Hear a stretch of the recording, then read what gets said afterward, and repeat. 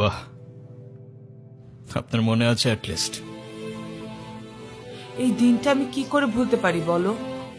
আপনি সবই পারেন।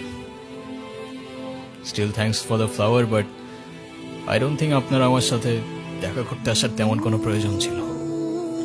আমি তোমার মা ঈশান, মায়ের সাথে কেউ এভাবে কথা বলে? সরি, বাট আমার মা আমাকে অনেকগুলো বছর আগেই ছেড়ে চলে গিয়েছে। আমি তোমাকে ছেড়ে যাইনি, সত্যি বলতে ওই সময়টাই ওইরকম ছিল। মনে করিয়ে দেওয়ার প্রয়োজন নেই, আমি ভুলিনি আর কখনো ভুলবো না। আমি আপনার আঁচল ধরে বারবার বলছিলাম, মা আমায় ছেড়ে যেও না।